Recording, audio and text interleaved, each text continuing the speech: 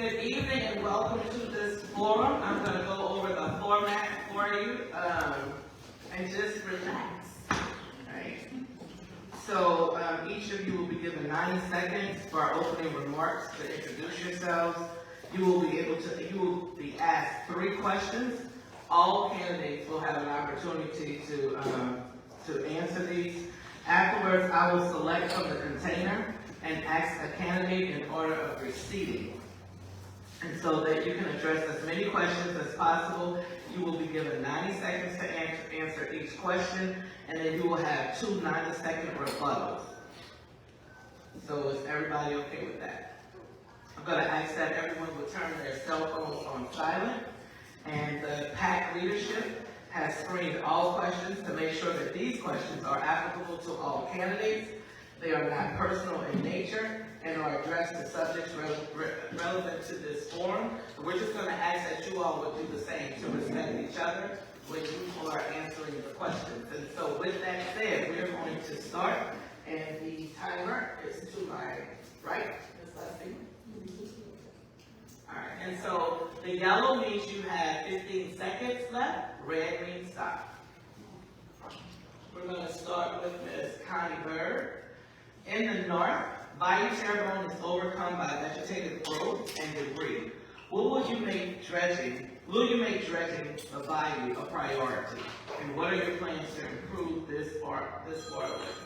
Oh yes, that's one of my favorites. Definitely. Definitely, first thing, I want that bayou dredge. It's under contract right now to be dredged. Yeah. Okay, thank you. Y'all hear it? It's better? Okay. I have a big mouth, so sometimes it just happens.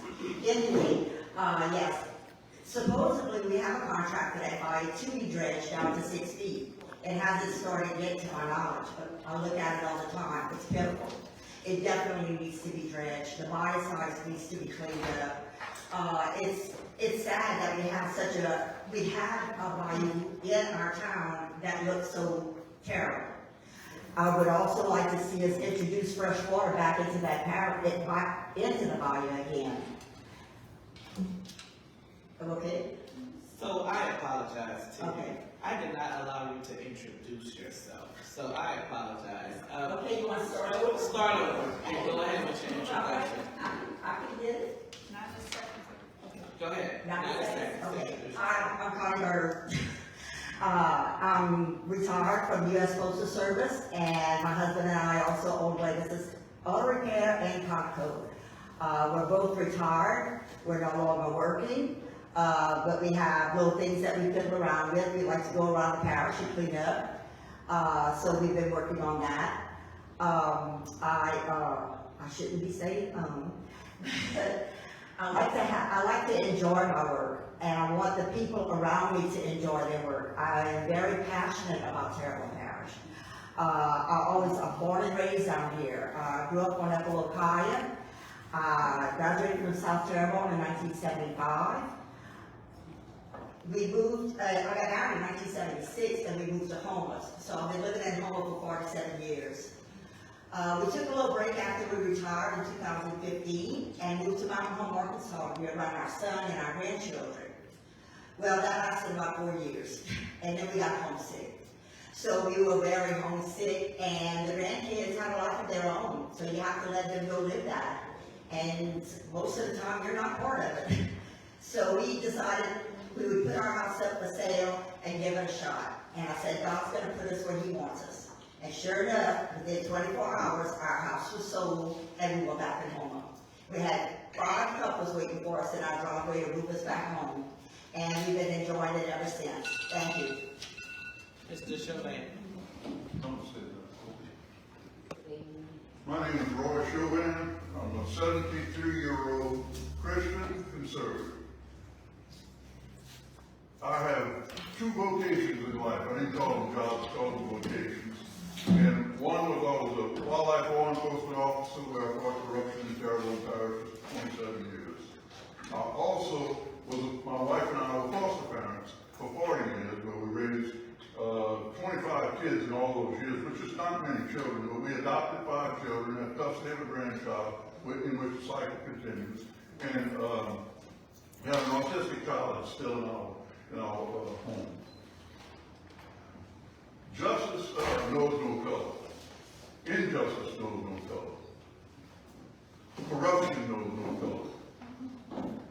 Corruption is running rampant in Terrebonne Parish and has a foothold in Terrebonne Parish. You people, of all people, must know we try to do the right thing.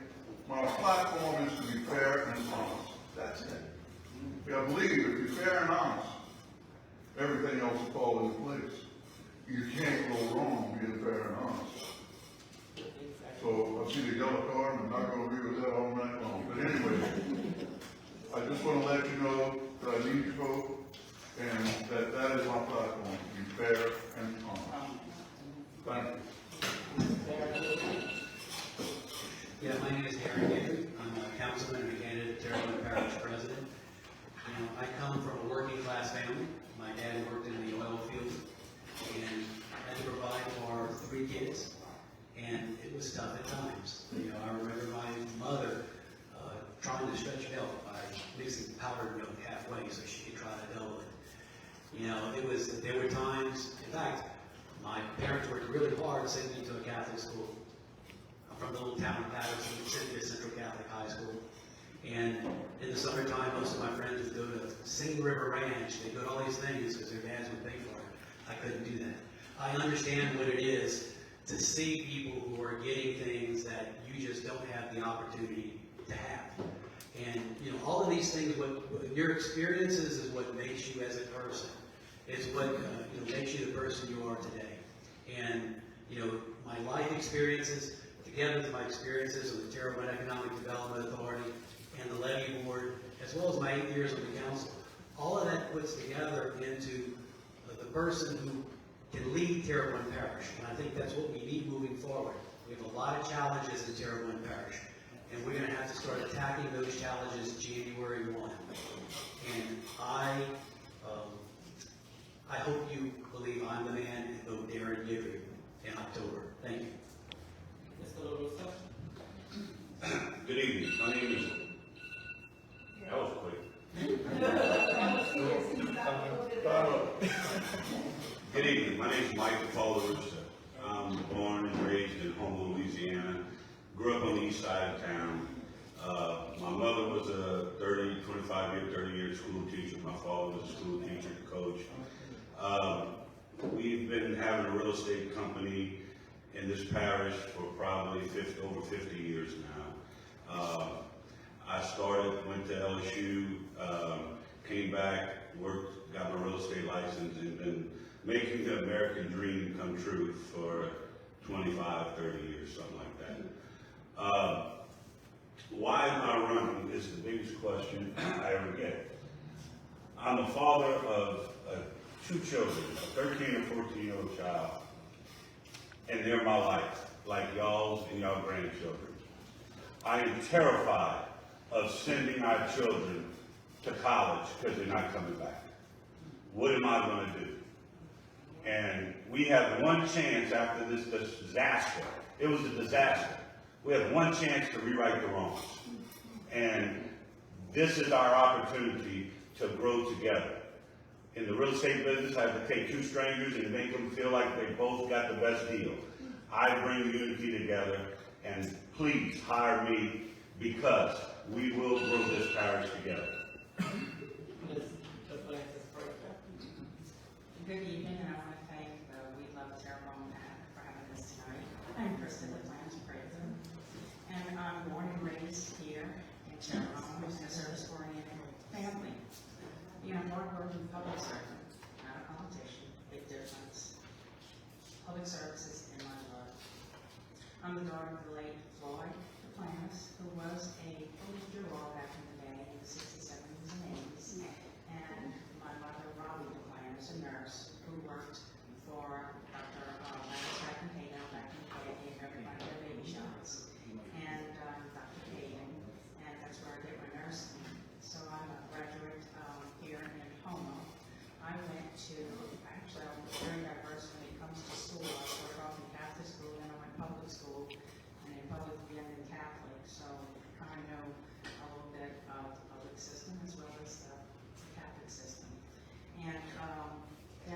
want to go to LSU to get my nursing degree. I've been nursing 31 years, and that starts with taking care of people. And all my life, that's pretty much what I've done, is take care of people. Council person, I was elected first time 29, the first time was for District 4. I got re-elected 2 other terms, and I've had 5 terms on the Terrebonne Parish Council, as well as over and serving with 5 parish presidents. Thank you. Let's go around the floor. Good evening, my name is Rhonda Smith, and I'm running for 2 reasons. I'm passionate about Terrebonne Parish, and I'm passionate about people. I serve in the United States Army. I also have a master's degree in organization dynamics. So people and processes are my background. But this race is more about you than it is me. I want to see how we can bring community together by engaging you guys in this process. Government is a slow process. Bureaucracy takes time. But what I see is a community working together with nonprofit organizations and also individuals coming together to impact change for Terrebonne Parish. For everyone, it doesn't matter what community you're from and what you look like. This is what this race is about for me. It's personal. I lived away for 20 years, and I decided to return back to home, Louisiana, 3 years ago. So it was intentional. I came back here intentional. I didn't come home for no other reason. Wasn't forced to return home, or I had other places to go. But homework, Louisiana is in my blood. Terrebonne Parish is in my blood. I'm a Bayou girl at heart. Doesn't matter where I've been in my life. I've always been proud to say I'm from home, Louisiana, Terrebonne Parish. So this is what this race is about for me. Bringing all voices together and creating a Terrebonne Parish that can thrive for everyone. Thank you. Thank you. Mr. Jason. Wait, let that time finish. I don't want it to run back and get back. That was your 15-second call. Mr. Jason Bashram. My name is Jason Bergeron, and if you can imagine, traffic stopped me from getting here on time. One lane from Kmart to the mall. And that's what happens when we wait for the state to fix stuff. It's time for that to change. It's, I hear all these issues that are so important now. The last 25 years, as I've created the different businesses that I've had and run, and had trouble finding people, had trouble trying to be successful, whether it was the government trying to stop us from doing something, or trying to open up a building and dealing to get the permit, or trying to do anything that we as citizens should have to do without being messed up. Thank you. So, and I think I lost voice, I really need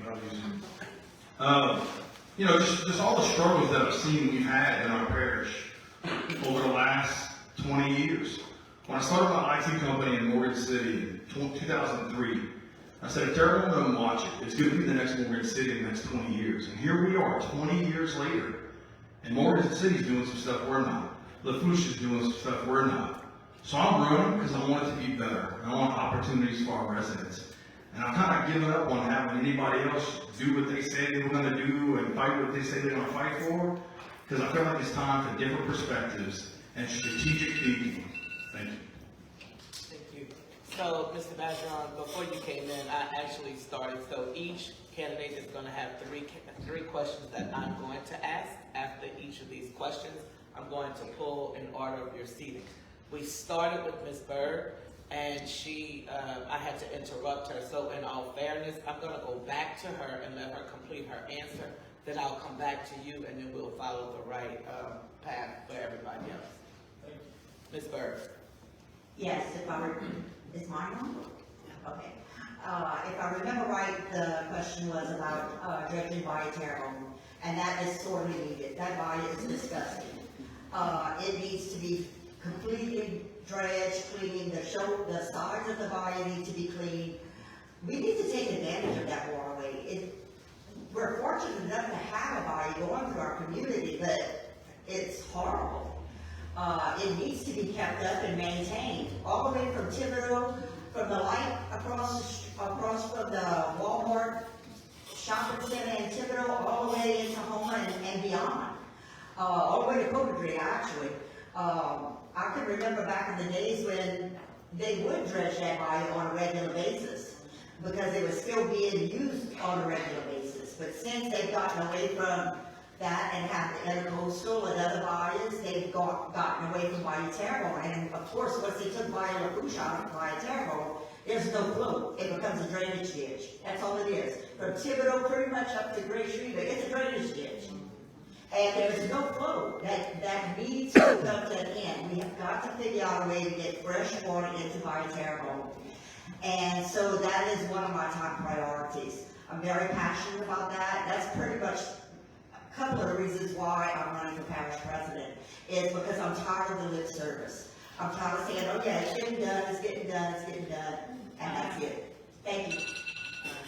The question is, in the north, Bayou Terrebonne is overcome by vegetative growth and debris. Will you make dredging the bayou a priority? What are your plans to improve this artery waterway?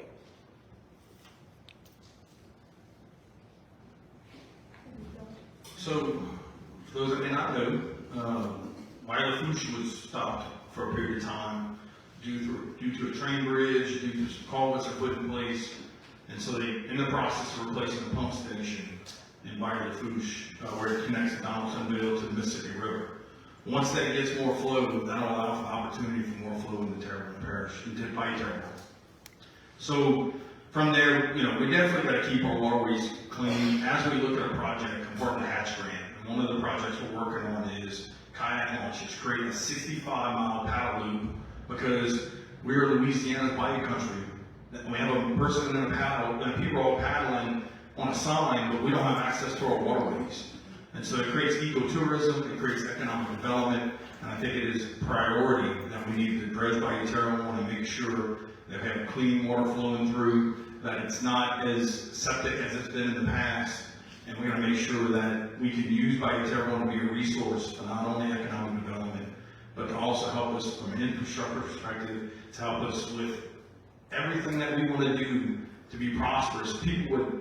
Cities would kill for the bayou that we have, that we don't take care of like we should, and we need to do a better job of that. Thank you. Mr. Show. That was just, your 15 seconds. Yellow is 15 seconds, red is 5. Mr. Show, do you need me to repeat the question? No, you don't need to repeat the question.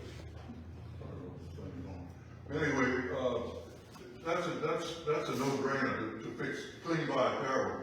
I think some of the problem is that they were having problems accessing the banks of the bayou. Who owns the banks of the bayou? How far the bayou goes out? And one of the things, supposedly they were cleaning it.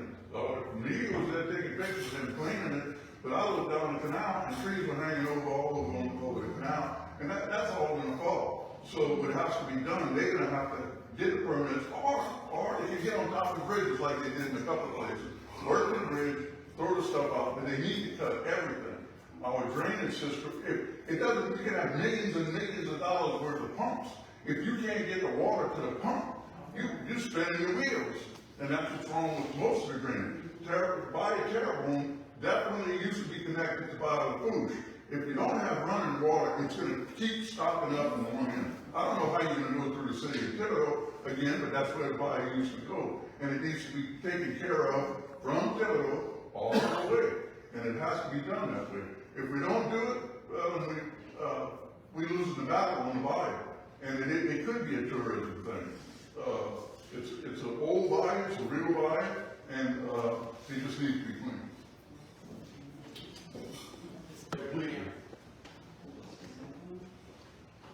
Remember, y'all just, you have 15 seconds left. You don't have to stop on y'all.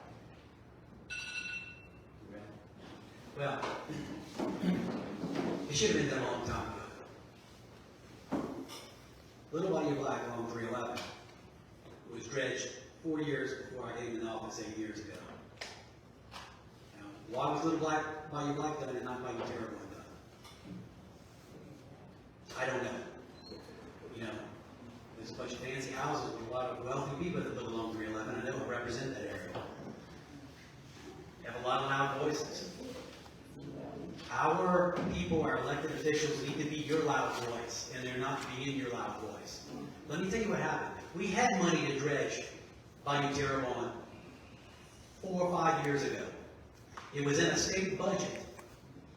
But one of our elected leaders chose to put an article in the Morning Advocate criticizing our governor. And that got, you know what the governor has? He has line item veto. That item got taken out of the budget. Ms. Williams can attest. We had the money there. That would have been dredged. We've got to put politics aside, put partisanship. Now, I'm chairman of the Terrebonne Republican Party.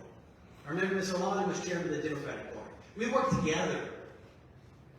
And that ditch is not a Democratic ditch, or that bayou is not a Republican bayou or a Democratic bayou. We need to work together. We need to get partisanship, politics out. That's how to get things done. It should have been done long ago.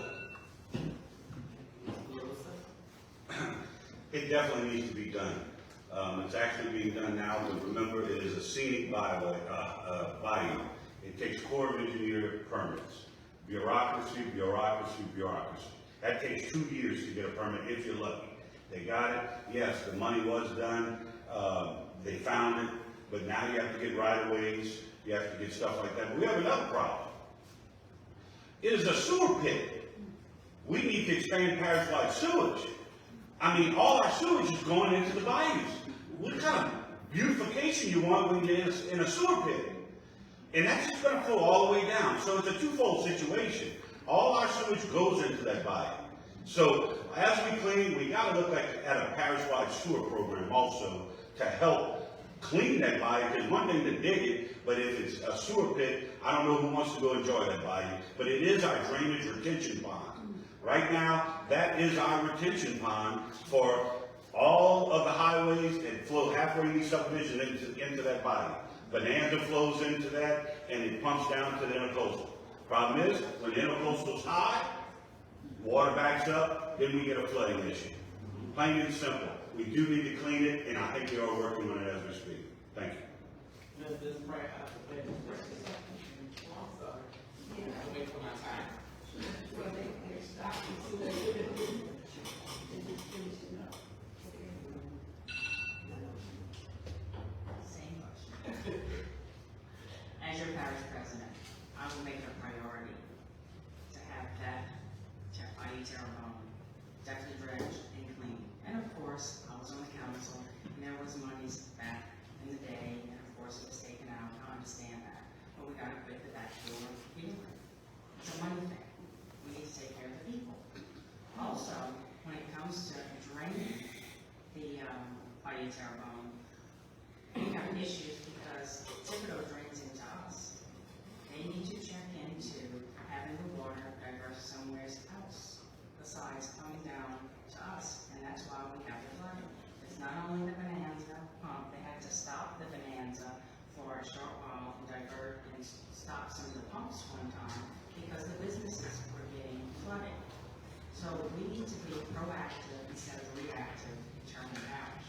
We've got to have a plan, have these engineers look at everything and make sure that we don't have people flooding by Terrebonne, and also have a cooperative endeavor with the state of Thibodeau. So we can see how we can divert this water in another way instead of coming to Terrebonne. So we are draining Thibodeau, they're not paying taxes, and we're flooding our people that are paying taxes. So we need to look at it, and that will definitely be a priority. Thank you.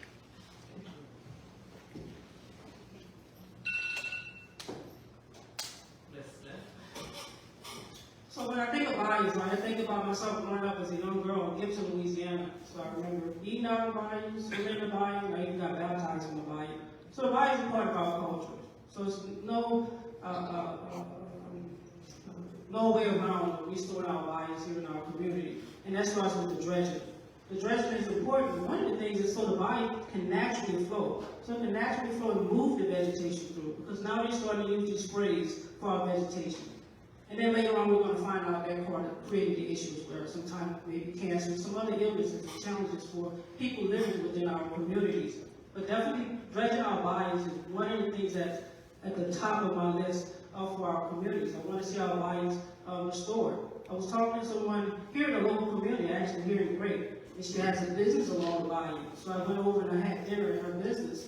and it was a sandbag there. So I asked the young lady, I said, hey, you still got the sandbag there from Hurricane Ida? And she said, no ma'am.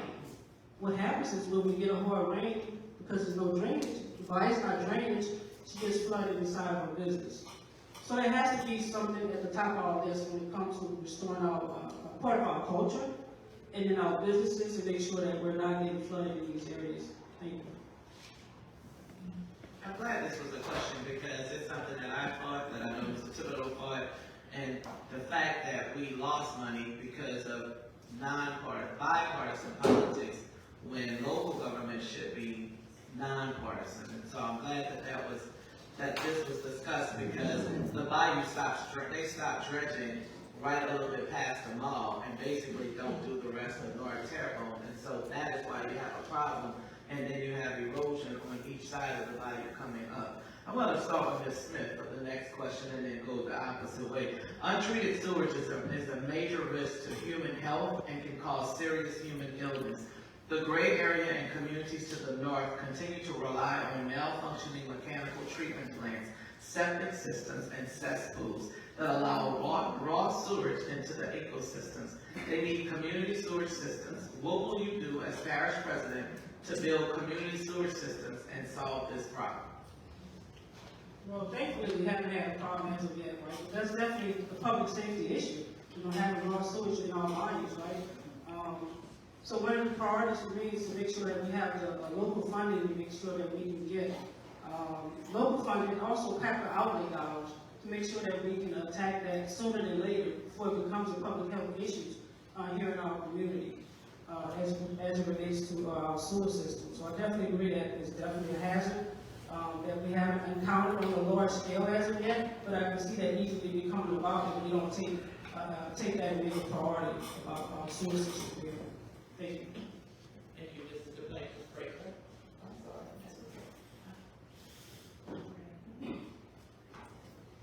Well, when I'm parish president, it definitely will be a priority to have sewer systems in the areas of Gray and other areas that need it. First of all, of course, I will get with that council person that represents the district and make sure that that's one of their priorities, because back in the day, and probably it still goes on, we had a wish list.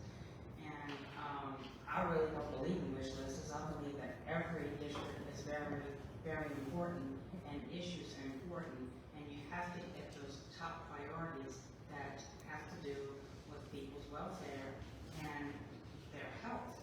Sewer systems, we should all have, it should be parish sewer systems, parish-wide. However, I did find out that some people do like septic tanks in some areas. I don't understand that, but I think it's right off, I think it's Van Road. There's some areas that want that, and like, if you have the opportunity for it, why wouldn't you want it?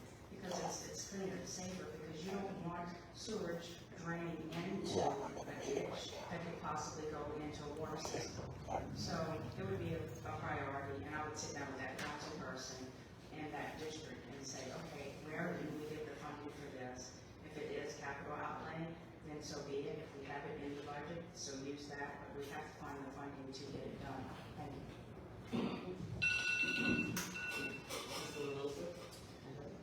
Yes, as I said before, this is a priority for this next administration.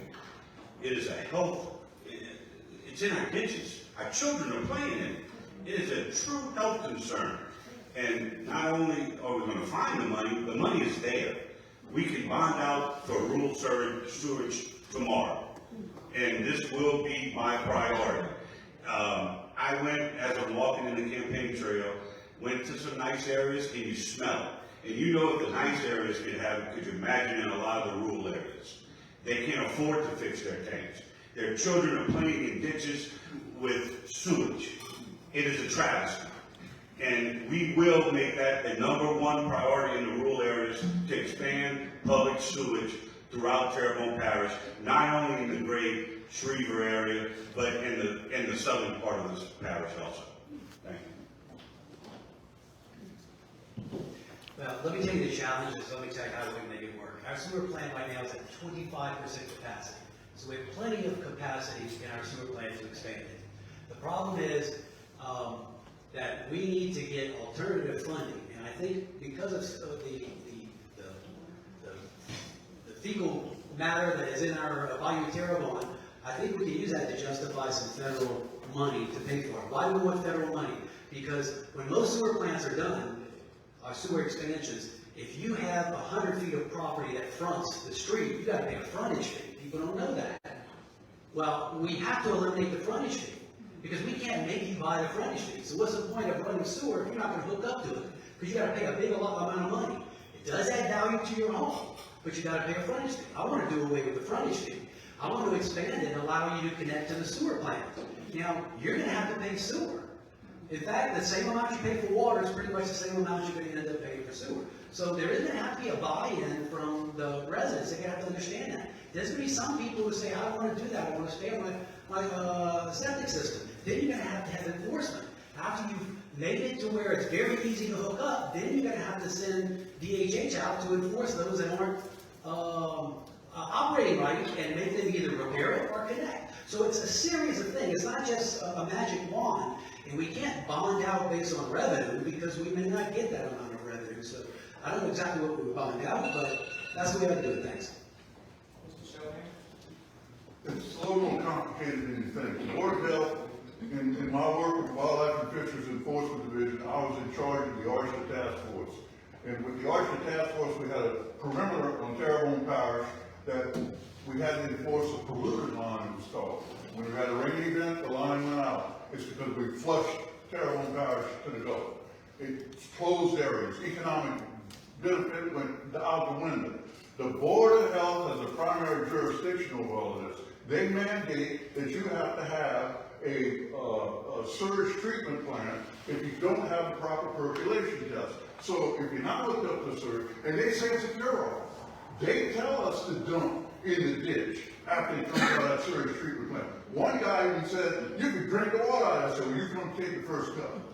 I ain't drinking it out of there. And it goes in the ditches. It does go in the ditches. Whether or not it's pure, I don't know. But they claim that just with that little area open in that thing, that it purifies everything. That is a fallacy. It's the Board of Health that we have to get on for this. They are the primary enforcement authority for polluted matter. And we've got to get them, and they're very political. And they do things in a manner that is not fair or honest, to be honest with you. I dealt with them day in and day out. I had to watch a lady die because of one of their rules. It was stupid. It was a rule on temperature on oysters, and she had to die before they did anything with people with the oyster strike force. Thank you. Yes, they covered those points pretty good for me. So, I agree, yes, sewage, I can't believe y'all already have sewage, honestly, you know? We've had sewage, I've lived in the city, but I've never lived up the north end of the parish. My parents lived down in Ohio, I know they didn't have sewage. So I'm familiar with the sewer treatment plants, and they're right, they don't always drain fresh water. Whatever's in there is coming out of that pipe into the ditch, and back in the days when I was a little mayor, you could definitely smell that ditch, I promise you. So, yes, in today's world, it just blows my mind that we don't have citywide sewage over this entire parish, okay? But he's right in the fact that you do have the responsibility as a landowner to pay for that implementation. Back in the days when they offered it down Ohio, I think my parents had 144 feet, and it was gonna cost them somewhere around over $3,000 to have city sewage come in. Well, that all got blown up out. I don't think Ohio today is still not on citywide sewage. But yes, that is definitely something that this parish has to invest in if we want quality of life. There's no ifs, ands, buts about it. It's gonna have to be done one way or the other. We're gonna have to find the funds to get y'all on city sewage. But it does come at a price. Mr. Matron. You know, as we sit here and we talk about sewage in 2023 in one of the best countries in the world, you know, I look at the fact that it seems like every time we build a project, we never put anything to maintain it. And so through the conversations I've had about infrastructure and how far we are behind as a parish in infrastructure, that's everything. That's internet, that's roads, that's sewage. It's everything that I look and say, why haven't we created a plan, a goal that says, by this time period, we're gonna do this, by this time period, we're gonna do this. And that way it gives transparency to everything that's going on in the parish. When I become parish president, you better go on the website and see the budget and drill down to see how much we're spending in sewage, how much we're spending in drainage, how much we're spending on everything we have going on, and lay out plans and goals for going into communities and having a community outreach department and understanding what your primary needs are and ranking those and putting them as a priority and checking those things off the list as you get them done. I feel it's way past time to be doing these things, and we should have been doing these things 20 years ago. And now we're going to do it, because now I'm going to have a plan, I'm going to be very organized, and I'm relentless to a fault. I'm going to make sure we get it done. I'm not going to take no for an answer, and I'm going to do things differently and efficiently to get it done. It's what I do every day for a living, and I help thousands of companies become more profitable, more efficient, more effective. It's time to do that in our parish and get some projects taken care of and provide opportunities and provide resources for our residents. Thank you, Mr. Badger. We're going to start with you for the third question. One thing about the sewage, though, to look at it, and I didn't hear any of you talk about it, we talked about the use of possible federal funds, but people in certain areas qualify for CDBG block grant money, that if any candidate would apply for it and take the initiative, then the buy-in would be less on the constituent than it would be, than people would think. And so we did this in Gibson. We had CDBG block grant money, transferred it to the general fund, and were able to do the connect or the buy-in to help those that didn't qualify or didn't meet the qualifications of CDBG. So I would ask that any one of you that's elected to look at CDBG and EPA, and then in some instances, because you're putting sewer into grounds, that makes it brown spills because it's contaminated, so you can use EPA dollars to outfit the whole parish. Mr. Bashorn, your question is, Wikipedia defines economic development as the process by which the economic well-being and quality of life of a nation, region, local community, or an individual are improved according to certain goals and objectives. As parish president, are you willing to establish policies and procedures and language in government contract requiring that certain percentages of total dollar amounts be designated for eligible small businesses? Yes, I do. And when I look at myself being a small business owner and the things that I've done to work with government to make things happen or to try to make something happen and not happen, we got to make sure that we're doing things to disadvantaged businesses, disadvantaged residents, and providing opportunities to everybody in the parish. I hear on a regular basis how it seems like select few always have the opportunity and select few get the contracts. And so I want to make sure that we're bidding everything, even stuff that doesn't have to be bid like professional services. I want to make sure that we're getting the best value. I've helped the different areas inside the government, the levy district, the Port Commission, Air Port Commission, write contracts and change the scoring system to where you may not put so much on this item versus that item, and you make sure you get the best qualified person for the best value. We got to do that day one, and I keep saying it, you hear me say it 1,000 times during my campaign. Opportunity, opportunity, opportunity. I come from nothing. I wouldn't be where I am today without hard work and opportunities that those have provided me. I just want to do the same thing for our parish. I want everybody to get the hand up if they need it, not the hand out, and to help make sure that every person and every resident can be successful. We're 19% of the areas in poverty, and we have 50% of our residents are either government paid or no paid on health insurance. There's so many areas that we can go get money for rural opportunities, disadvantaged business, disadvantaged residents, and provide a new hope, a new day. Mrs. Bird? Yes, quality of life, that's a big thing I want to address in Terrebonne Parish. When I came back home, even though we were just going 4 years, but when we came back, it's like the same old thing, just another day. And nothing had changed when we were gone. Everything was the same. Nothing was clean, everything was dirty. No, the trash wasn't picked up. So I want to make a place where people want to come to. Our population is dwindling. If we don't make our quality of life where people wanna come to, they're not coming here, they have too many other choices. We have to make it where they wanna come here and live here. We have a wonderful place to live, but if we don't make it desirable for other people to appreciate and enjoy, they're not coming here. So my goal is to beautify Terrebonne Parish, to make it look really nice, keep it up, maintain what we have, because it seems like everything starts good, but then it all goes down the drain within a couple of months because it's not maintained. I posted a video of a sports park in Youngsville that's up under water, coming up. And that sports park is gorgeous, oh my God, and their population is way smaller than us. But then again, their tax revenues are higher because more people are living there. But I want our sports park to hopefully be on the same level as theirs. So thank you. Thank you. Mr. Chauvin, do you need me to repeat the question? Yes, economic development is something that's more complicated than everybody thinks. We got 7 politicians up here talking about economic development, and where are we when all this is over with? Will we be still available to the people for our economic development plan? We don't think. Well, the problem with economic development starts with education. Education in this parish is terrible, and you can't have economic development if you don't have smart people. I counted 15 signs hiring people. We're hiring people, we're hiring, come apply. And we don't have anybody applying for the jobs. They're just not applying for the job. We don't have people qualified to apply for certain jobs. It requires specialized education for certain things. It requires a welding degree or a welding permit or whatever to do welding jobs and everything else. We don't have that. And economic development is the core value of everything that we have. If you don't have economic development, you stale. You just sit. You don't do anything. You dry up like a mushroom in the sun.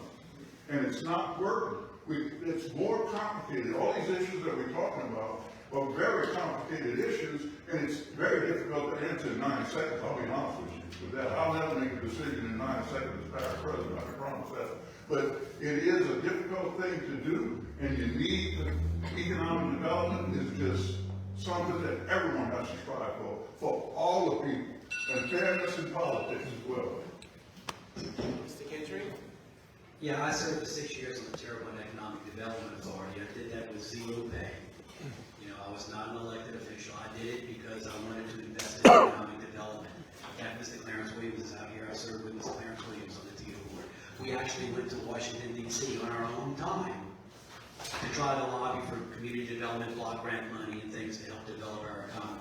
Now, what your question is concerning disadvantaged businesses, what we're going to do with disadvantaged businesses. I met a gentleman after the NAACP forum who came to me. He had an idea to help protect students during school shootings.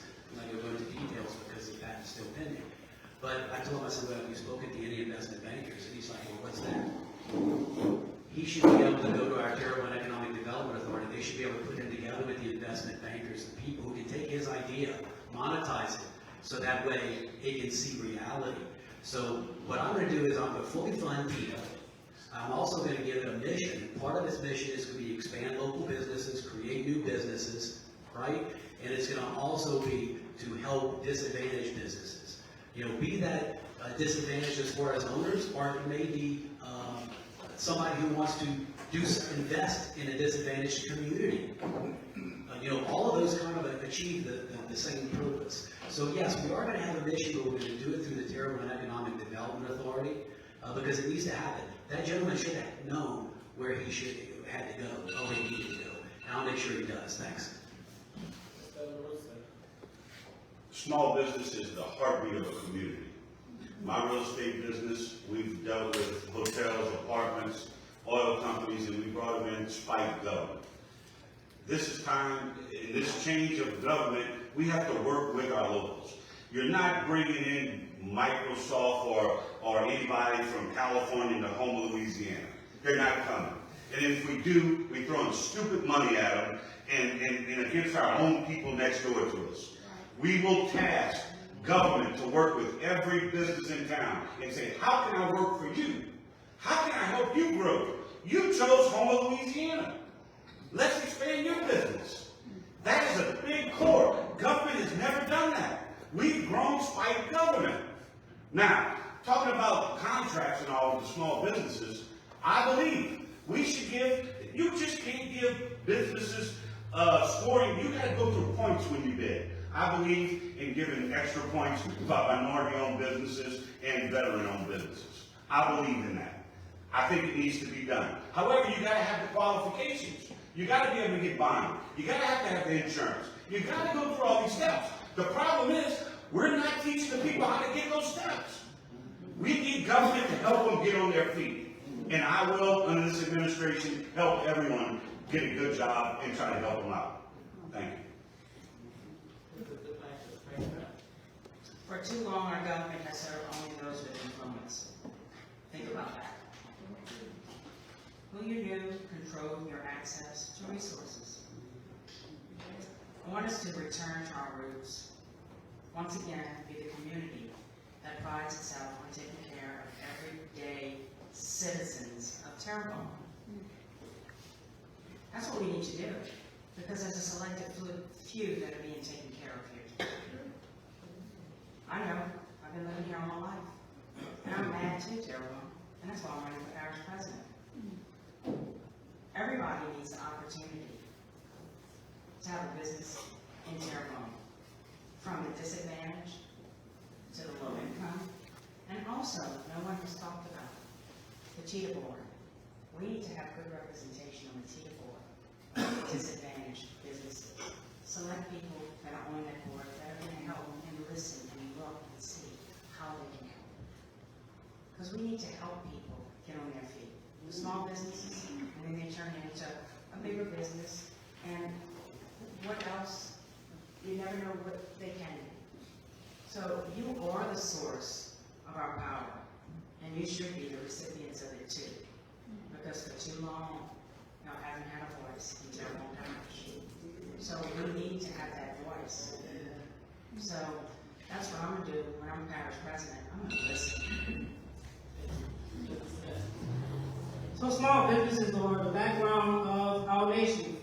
Our very backbone of our nation. So what I'll say is a business consultant. So that's what I do in my day-to-day business, help people build businesses. But I never work with one client that I did stop asking them why.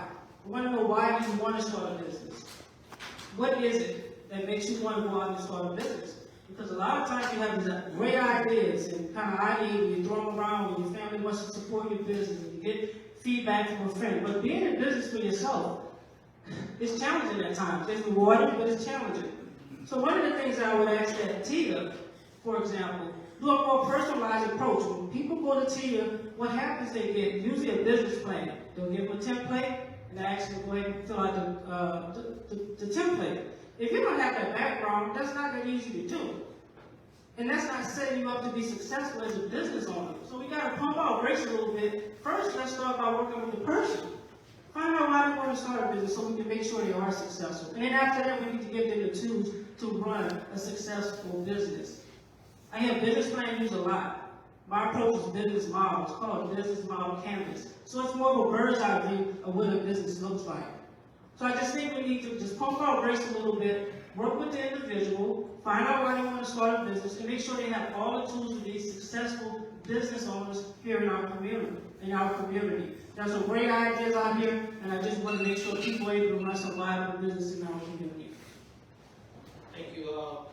Now we're going to go to the poll questions, but just one thing to consider as parish president candidate, we asked if there was a percentage, and so one thing would be to create a mentor program that would allow big businesses to adopt these smaller businesses, and then you would give points on your contracts, which would be working with the parish council to give points to that larger business if they have 15 to 20% of a smaller disadvantaged business, being African American owned, be it a veteran or woman owned. So define the word minority and then define the percentages by working two businesses together grows the economy here in Terrebonne Parish. First question goes to, and I'm going to start in the middle with Mr. Gidry, and then I'm going to come down and go around. All right?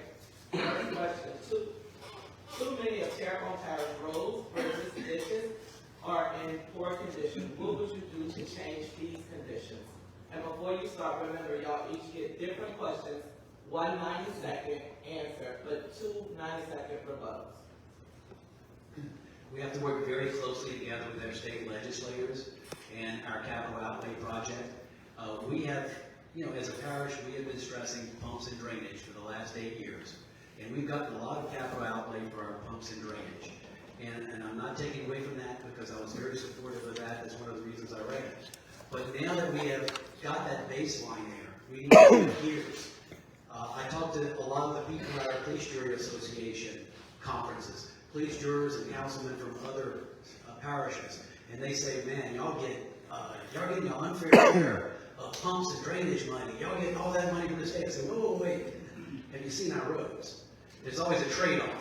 So what we're going to do is we're going to shift gears, and we're going to go for capital outlay to repair our roads. We also need to have a separate district, DOTD, Department of Transportation and Development district for Terrebonne Parish. It's something I've been promoting for many, many years.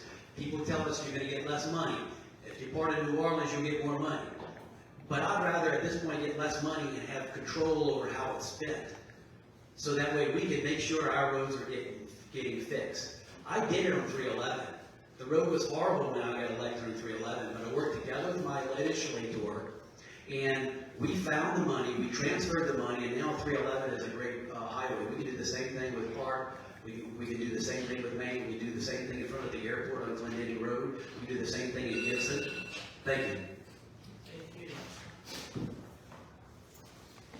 Mr. LaRusso. What should be done about restoration and or replacing the 518 units of public housing destroyed during Hurricane Ida? That's a good question. We have, the last total I got yesterday, we still have 800 families in FEMA trailers. 800 of our citizens, our neighbors, our friends, our family. This is one of the biggest challenges that we face. Dealing with public housing, the housing authority, HUD is not going to rebuild a high-rise. It's not coming. They're going Section 8 vouchers on everybody. And the problem we face, it's a twofold. We have an insurance crisis. They're not going to be able to afford it. So they're not going to afford the housing insurance. We need to look at some of the CDBG money for some housing for these people. We have to get them out of these trailers. They can't live in there forever. And that is another main priority up there, which we have a lot of them. But the housing situation is not getting any better.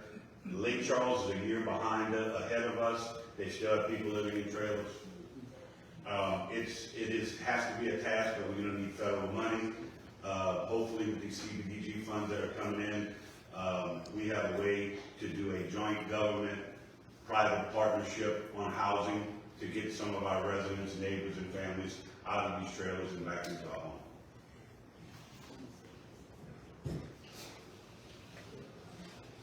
Mr. Francis Breaker. What will you do about the overgrown lateral and roadside ditches along state highways in Terrebonne Parish? Well, definitely, as parish president, I'm going to meet with our state legislators, go to Baton Rouge, I'm going to fight for Terrebonne Parish and tell them that we need to have these lateral ditches maintained and cut. Because for too long, the parish has maintained them, and we've had to do it. And I think the state has been depending on local government to maintain them. But you're going to have to go there and fight, talk with our legislators from Terrebonne, as well as get the ear of the other legislators, which I've been up to Baton Rouge before, I know quite a few, and fight for having it done. And also talk to the Secretary of DODT, whoever that is, and we will work with him and all the legislators and get our roadside ditches dug and cleaned and taken care of, because it's deplorable coming into this parish. That's what you have to see. LA 102, it's horrible. You want people to live here, you want people to come to and stay in our parish. They see that. So we need to have it maintained in all areas of our parish, and it's mainly our state roads. And we definitely need I think it's the regional DODT to be here with Mr. Gidry said, it's something that we've been fighting for a long time, and we need it here. Thank you. Mr. Chauvin and then Mr. Banks. Yeah, this would be a perfect opportunity for economic development. I think since the state is not doing its job, and it's not gonna do its job, it's just pie in the sky if you're thinking they're gonna do their job. They're gonna hem-haw around the whole time. They cut the grass on the side of the road right now. I would suggest, and I don't know if it'll work, let's do away with DOTD. And we can do it in this parish even, try it in this parish, and hire individual people, form individual contracts with people to take care of certain sections of the road, create jobs. That would create a ton of jobs if you give them one guy at this road, one guy at this road, one guy at this road, and he's working, and he's making money, and it stays right here. DOTD is not doing its job, and we're blowing smoke. Just like the smoke the other day in the farm. We're blowing smoke. It's not working. So we can talk about it until we die, and it's not going to work. So something like that needs to be done. It just came as a brainstorm to me early on when they were cutting grass, and try to work on that situation to where we contract that out to individuals and see if we can do that. I don't know if we can, but we're going to try. We have to try something. This would create economic development as well. It doesn't take a college education to go and cut grass, and they make hundreds of thousands. These grass cutters are driving in great big vehicles and everything else, if you want to look at it, and they're making a lot of money. And we could do that with the roads as well. And they get cut in a timely fashion. It wouldn't be 3 times a year that the state does. Mr. Banks. So I said this last week in the forum, and I talked about DOTD being its own, our own district in this area, so it's glad to see that that's starting to be talked about a little bit more. And I go back to the fact that, again, whatever we've been doing, why hasn't this kind of stuff happened before? Because when you talk about roads and you talk about grass, right now, when you look at the parish's mapping system that shows a lot of stuff, not everything, but not that long ago, things were in notepads and it was pictures printed out, and so it's hard to even have a conversation about, does this belong to the state, does this belong to the parish? And I've had many of those conversations, and a lot of times the fingers go pointing like this, and so by getting on DOT district and then working with, getting some grants to identify, let's figure out who it belongs to, because I don't believe that you could hold people accountable till you set them up for success. And so I have a system that understands at a minimum, in Terrebonne Parish, this is what belongs to us, and here's the plan we're going to do to get it fixed. Right now, if you submit a request online, it gives you a number sometimes it doesn't. So the website needs to be upgraded and improved. It needs to tie into another system that has the work orders so that you can see, I have 20 work orders for grass and 30 work orders for drainage and 10 work orders for roads. Because right now, we don't have a good idea, and we're going kind of, well, we're going to inspect this, we're going to check that. Again, we got to come up with a plan. We got to put some systems in place so that we know this is getting cut every quarter, this is getting cut every so often, and let people know this is what we're going to do, how we're going to do it, and get it done. Ms. Bird and then Mr. Gidry. Yes, very much do we need a system for the cleaning of the ditches and the grass cutting. I want them to, we have a drainage department, all right? It's time for them, they need to do their job. They have a job. It's time for them to do it. They pick and choose which ditches that they want to dig when they feel like digging it. If they want to put on a show for somebody, well, yeah, that ditch is going to get dug this weekend. I guarantee it's going to be on HTV, and everybody's going to know that they dug that ditch. But there's so many ditches that need to be dug. A lot of these lateral ditches are Terrebonne Parish ditches. The state has nothing to do with that. All right? That has to be dug by us. Our parish president said we had, I think, 17 excavators. Where are they? Okay? I think we should have, I think everybody should have an excavator.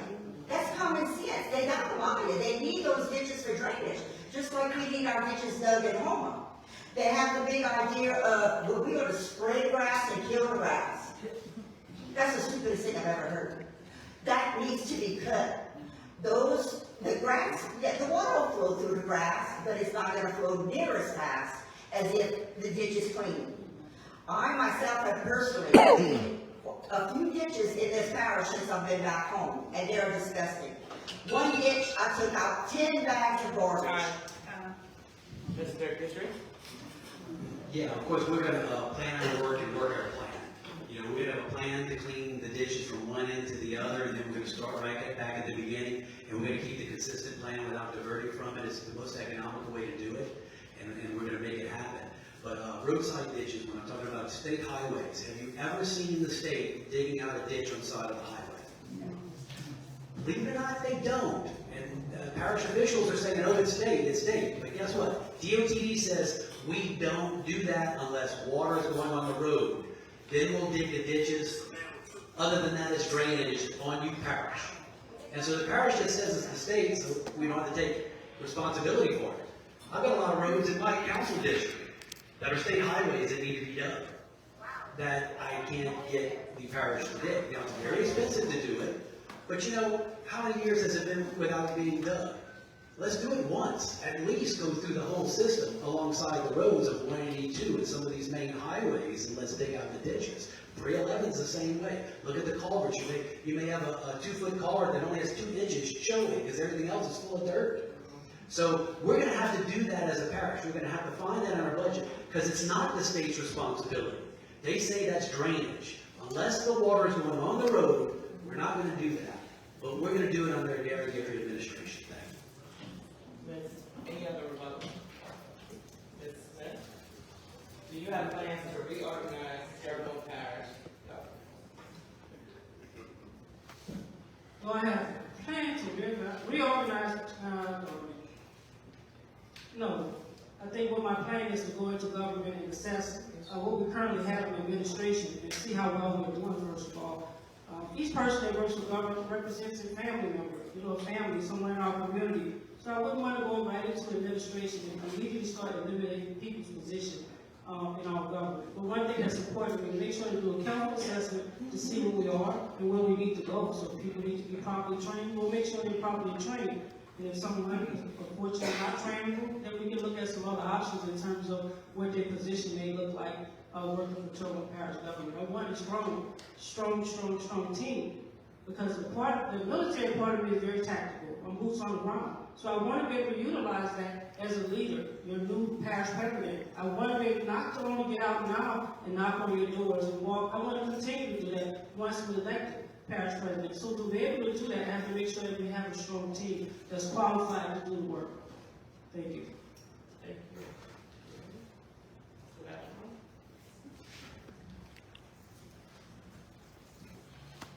Do you believe diversity, equity, and inclusion should be a core value of Terrebonne Parish Consolidated Government?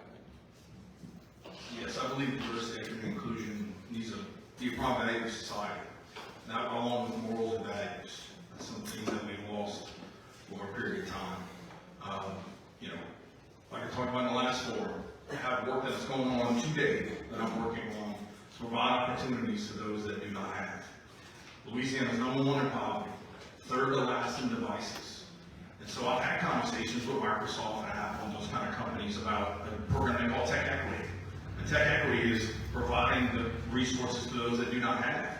And so we work together. This is going to be the 2nd year we do laptops with everybody's favorite twins and give laptops to foster children. My software development company was just awarded the Diversity Inclusion Award, one of 6 companies in the world, one of 2 in Americas, for the work of providing access to devices and opportunities between the esports program at Nichols, tech mentorship program at Fletcher, a STEM program with esports at the high schools, and an esports summer camp that put devices in the hands of children that wouldn't normally have that opportunity. Technology tears down walls and breaks barriers. And so by doing things, when you look at doing something, try to figure out who you're excluding and make sure that everybody is included. Mr. Plaintiff's Prather, 9 seconds. Yes, diversity and inclusion, therefore, 4 diversion types: internal, external, organizational, and world view.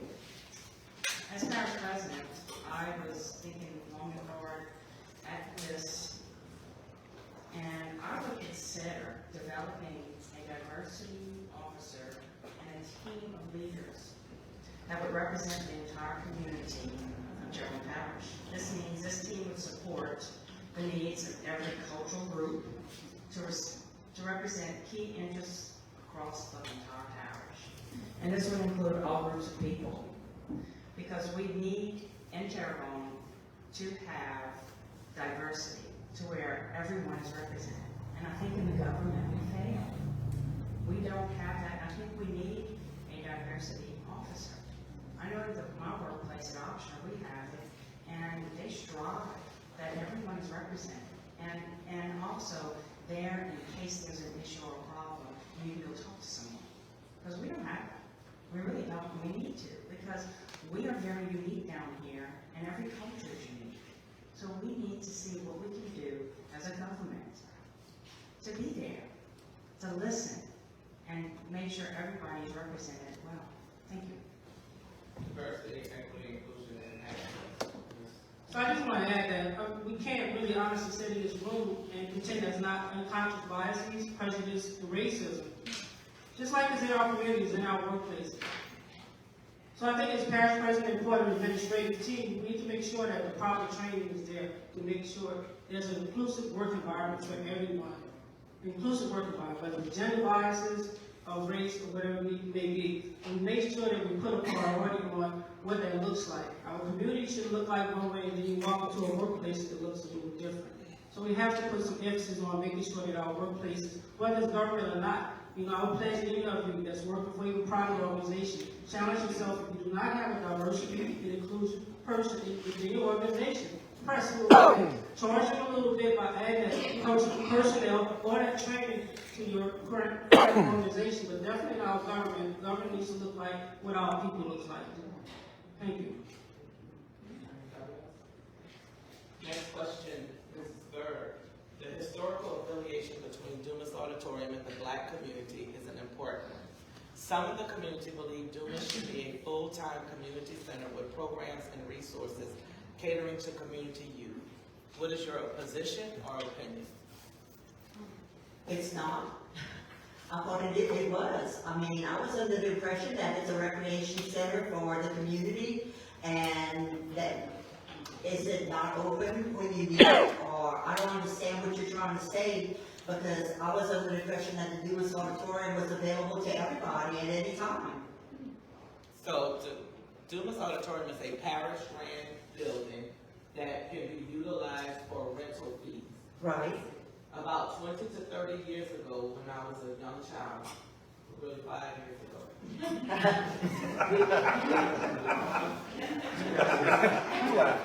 we used to have activities at Dumas sponsored by Mrs. Betty Willis and the rest, and it was open to us as children to go in. That is not the same. It's not available now? It's not in a library. That it used to be a library where African American history was taught, and what now that library is an office. So we're asking here today, what would your position be to making that back into the community? Well, first of all, I have to find out what happened to the funding for it. Because everything ties back to funding. I don't care what you do or how you do it, it always goes back to funding. And we need to find out where that funding went.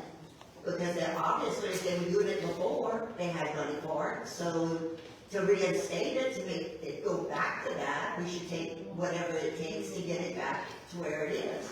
Because that's a very important center.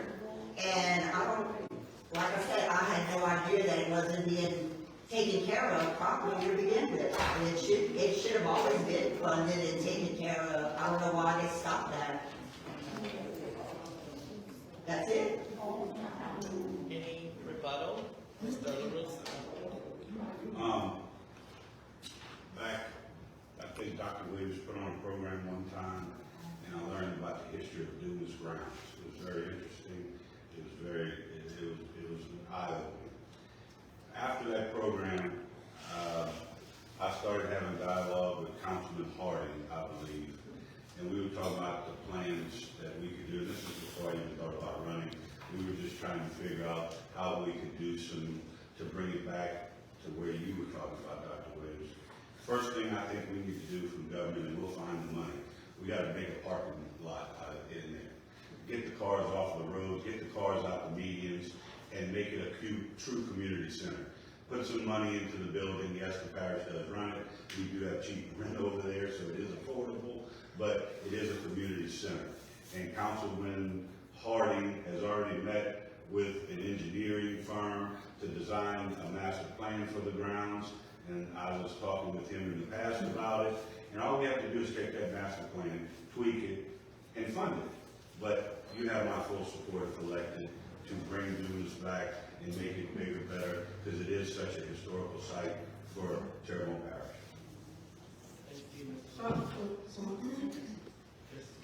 So I just want to share that. I don't want to bring Dumas back. I want to bring it forward. The goal is to bring it forward. So we need to move it forward by, one of the initiatives that I see is with a nonprofit. We talked about that a little earlier in my introduction, I believe, is to get nonprofits to operate that center. So we can get the funding. There's always going to be funding that nonprofits can tap into that the government can't. So this will be one of those opportunities. We can use a nonprofit to run Dumas. My goal is to see community centers within other communities as well, but I know what the question is related to Dumas specifically. So we can have after school programs here, so we can have tutoring at Dumas Auditorium, robotics, programming, and things of that nature. Also, books. You know, we can have times where kids can come in and we can have some of our elderly tell stories. Storytelling is important to keep our community alive. You know, I enjoy listening to the stories of our elderly. So I would want to bring it back. I just want to bring it forward. And then maybe use the preservation historic funds to, because it is historic land, to grow it and to fund it, to bring it back into the economy. Mr. Chauvin, how do you feel about transportation options currently available in our parish? Can all of our residents affordably get where they need to go? I have no clue. I'm so glad it's not a grass question again. I have no clue if the transit system is going throughout the parish or not.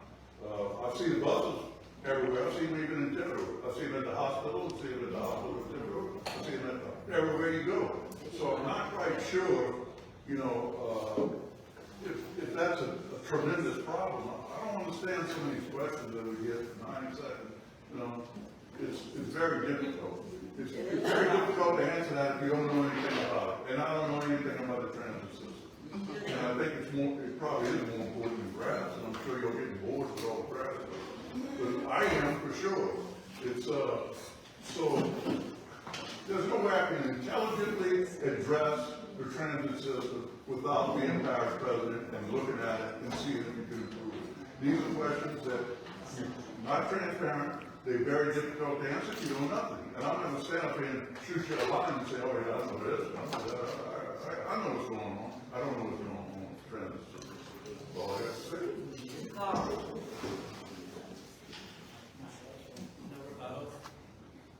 I have one on the previous, previous question to do this. Is that, are there all the rebuttals used for each question already? No, it's up to you. You know, you have two, so this will be your second one. Yes. Okay. So, I believe you can't know where you're going until you know where you've been. And as I travel throughout the parish, and as I travel throughout the parish, post the item before, it seems like we've lost a lot of what we call community.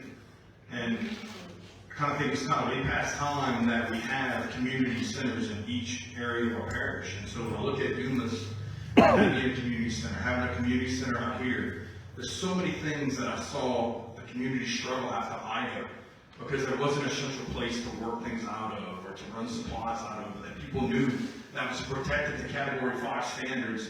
Because I know when we were doing supplies, we were doing on fire stations that had the roofs tore off. And so we need to make sure there's an opportunity with churches and the fire stations to create a central place.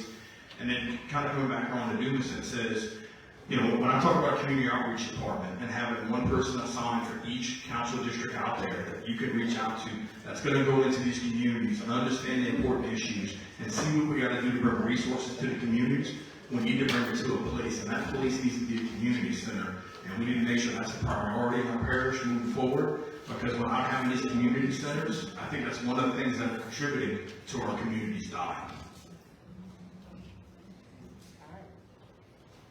This question is for you, Mr. Bergeron. Where are your favorite places to spend time in Terrebonne Parish?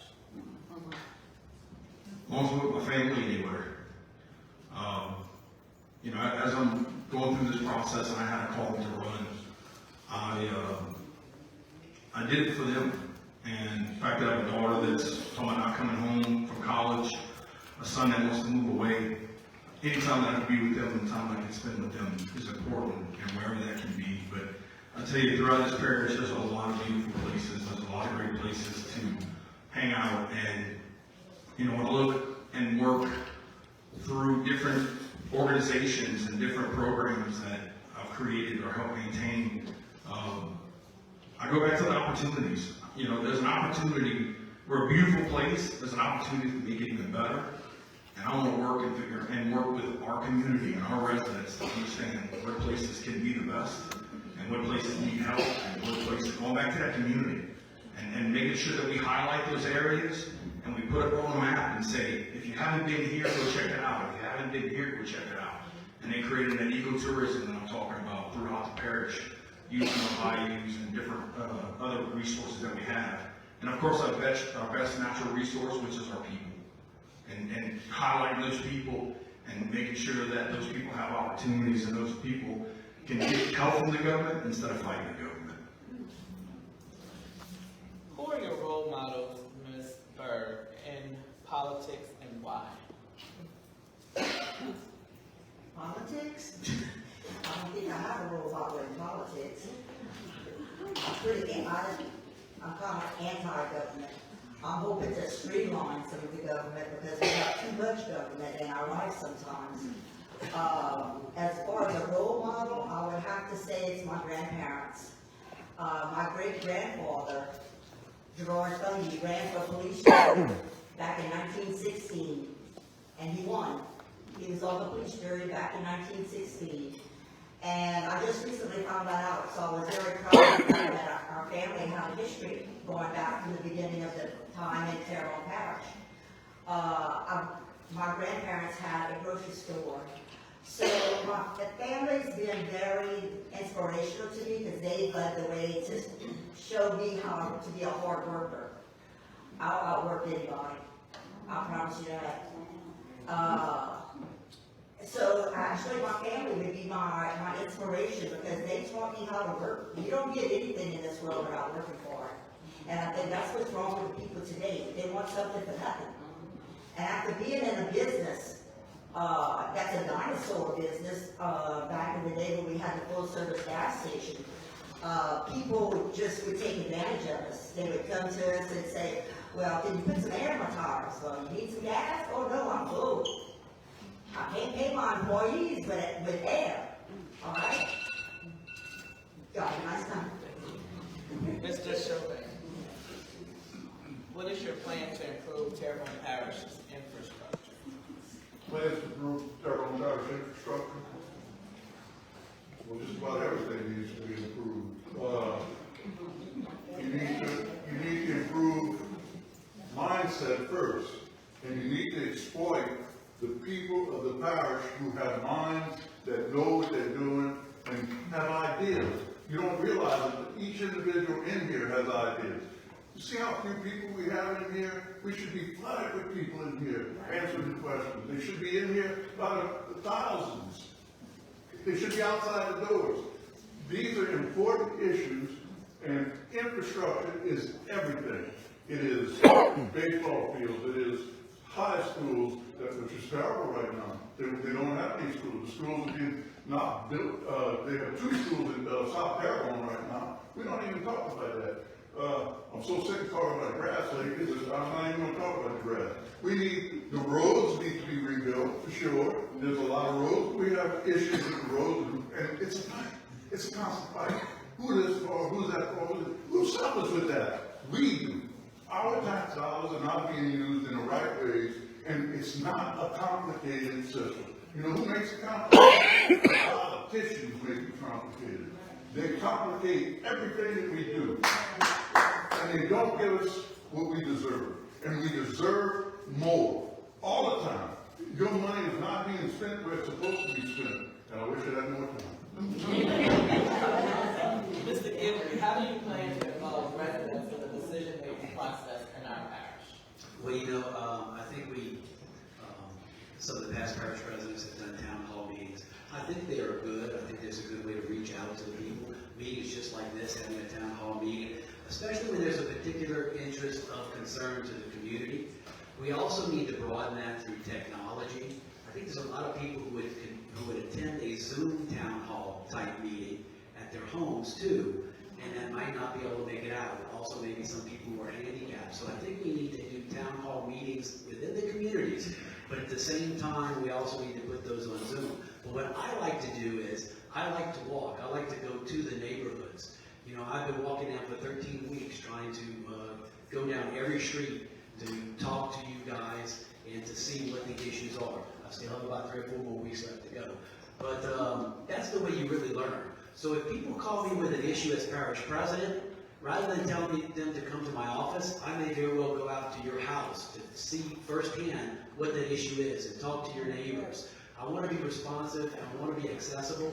There's no reason you should come to me. I should go to you.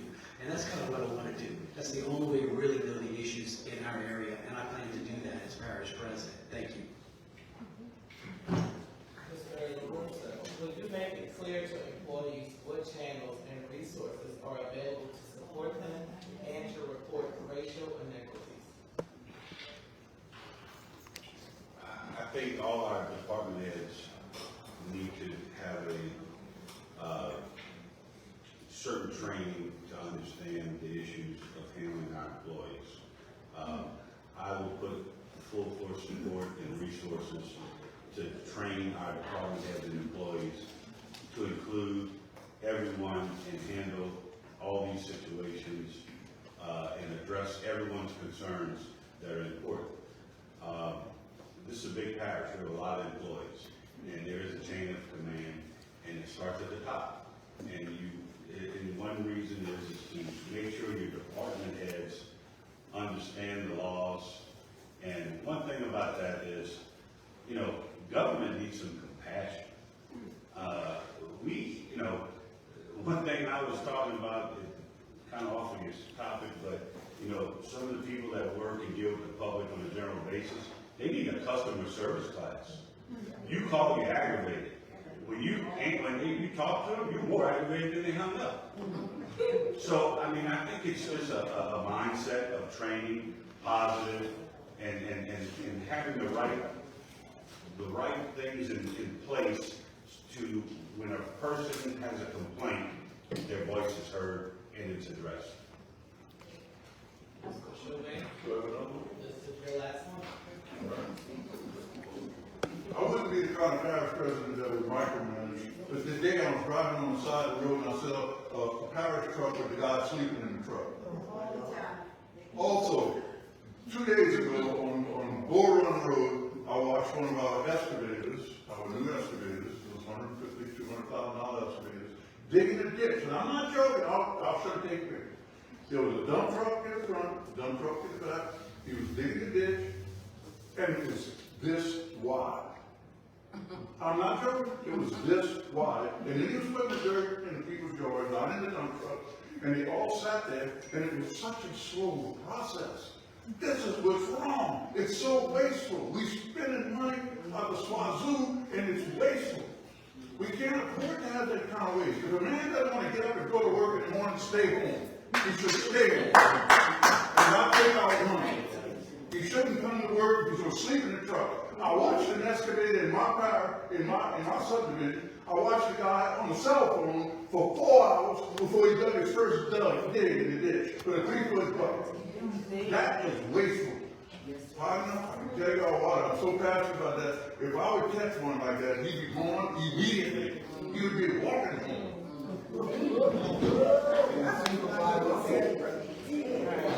Mr. Francis Franklin, should individuals not on probation or parole desiring to be Terrebonne Parish recreation volunteer coaches having non-violent, non-domestic criminal records older than 10 years be allowed to coach?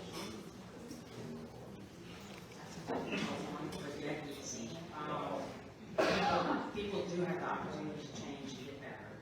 However, we have to be very careful in this department. And because when you're recreating children, you want to make sure they're safe. So I would definitely, as a parish president, have to look at, I guess, a way of making sure that this individual went through, I guess, special training and has been able to, I guess, be able to recreate and do the job and be safe for our children, because safety is the key. But, and once, you're gonna have some that don't want it because they're saying, oh, well, they did such and such, and I don't want them around the child. However, then you have the other side that says, well, they've gotten better and they need that second chance. So it would definitely be an evaluation to see whether or not they can recreate and it's on a safety. I think it's a little bit more complicated because it would have to be a process and see how we could give them that second chance, or depending on how bad, I guess, the situation was. Ms. Smith, if you received $1 million grant to use for Terrebonne Parish any way you wanted, what would you do with it and why? Probably just give it to everybody in the room for showing up, so everybody gets something. When you get something, you get something, you get something.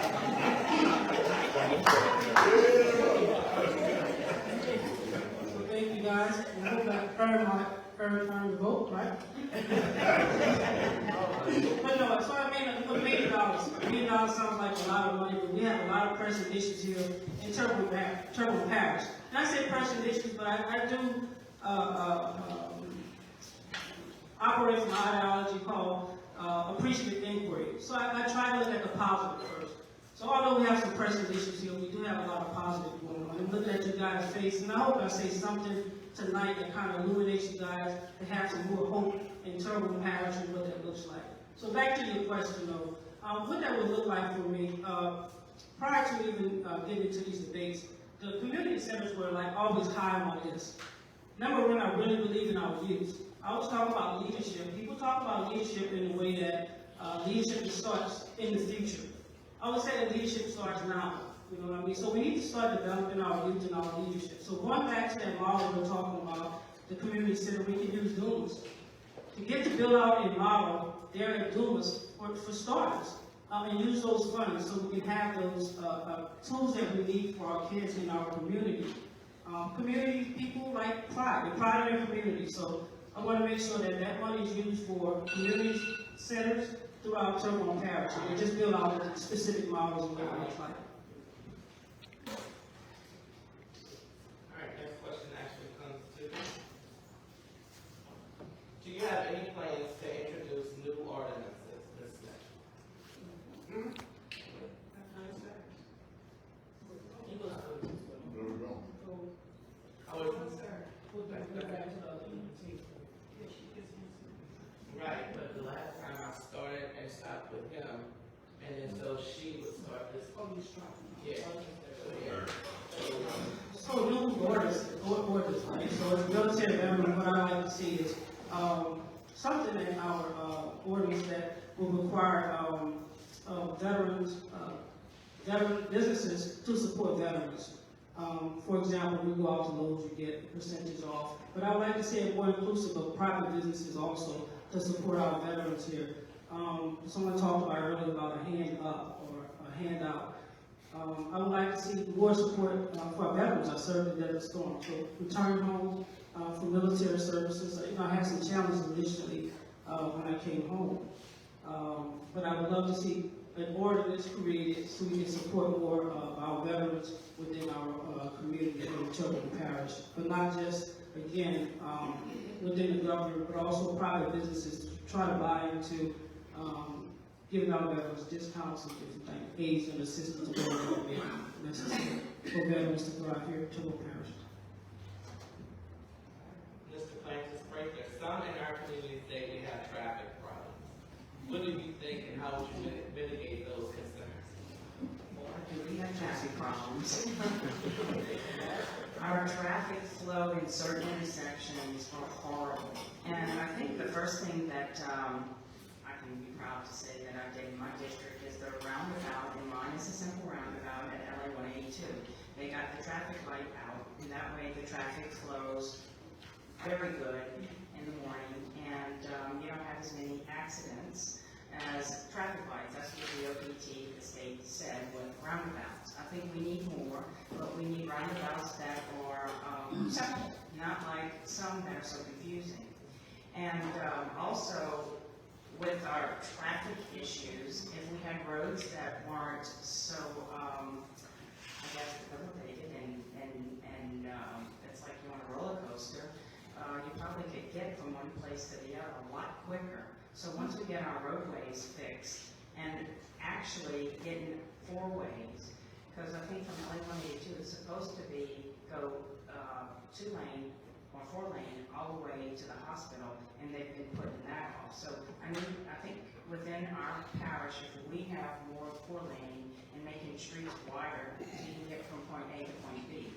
So I would definitely work with the council, each council member, and see what we can do in the districts to get our roads better and get traffic flowing. Thank you. Mr. LaRussa, if elected, what 3 steps would you take to put our parish on a firmer financial footing? I don't think we're in that bad of a financial shape. What the problem is the storm recovery process straps us a little bit. In other words, we have to put the money out before FEMA reimburses us when they reimburse us. So we need to tighten our belts until we get this reimbursement money back. But again, until we get the insurance market straight in Baton Rouge and Washington, you're not going to do anything in Terrebonne Parish and to build a sales tax and stuff like that. When insurance rates are higher than our mortgages, what are you going to attract? I mean, that's our biggest problem. But as far as saying that the parish is in financial dire, that is completely false. We have a beautiful, we have a great CFO who watches our numbers tight. She's done unbelievable, and that department does a wonderful job. The problem is we're strapped at times waiting on FEMA to come back and reimburse us. I met for the storm with the CFO. She's still waiting on $500,000 from Katrina from reimbursement. That's a shame. And I promise you, the federal government will give money to Afghanistan faster than they will Terrebonne Parish. That is the problem. We need to get our congressmen and our senators involved more, because there's only so many we can do as a local. I sometimes wonder whether I'm next to the parish president or not, because I beg to differ. Because I'm the one who got the letter 3 days ago saying that the parish is in tough, dire straits. We're freezing all hiring within the parish. We're freezing all capital projects that are operational, and we're giving no merit raises to the employees. And why is that? Well, that's because sales tax collections last year were up as a result of the storm. Now, what I would have done is I would have taken that money and I would have put it away. But apparently that didn't happen, and now the budget was done on those high sales tax collections this year, and they didn't happen. So not only do we not have the funds from last year, because it was spent, but this year we budgeted on those coming in, and they're not. So now we're having to make cuts. We shouldn't so what am I going to do in the budget? First of all, I'm going to create efficiencies. I'm going to spend it very conservatively, and I want to make sure that we never have a situation where employees that do a good job, they can't get a merit raise because of a decision that was not made by them. And we need to have sound fiscal responsibilities. And I'm not really criticizing our parish president, but I'm criticizing the situation, and I would do things differently. Thank you. Thank you, Mr. LaRussa, and then Mr. Fleming.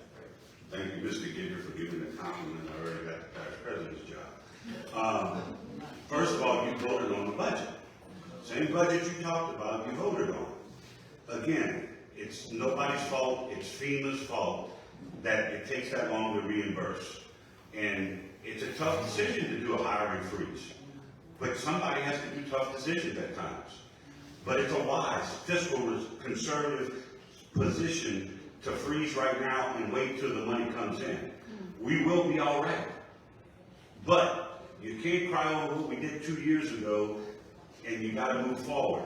We're looking great, we're not cutting people, we're not firing people, we're not cutting services. That's the biggest thing. No services are getting cut. So to say that, the budget, it was built into the budget, it's the same budget that a council voted on and passed. Thank you. Mr. Francis Fraser. We need to be more accountable with our tax dollars. Yes. That's the problem. Yes. Okay, come on, that's the truth. We all know it, nobody wants to say it. What we're doing, we're spending money where it don't need to be spent, and it's going in somebody's pocket, okay? Yes, Nobody wants to say it, okay? I was on the council for like 20 years, I know.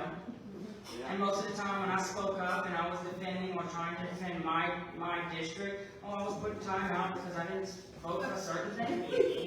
Okay, I was punished. Because if you don't do what they tell you to do, you don't get what you want.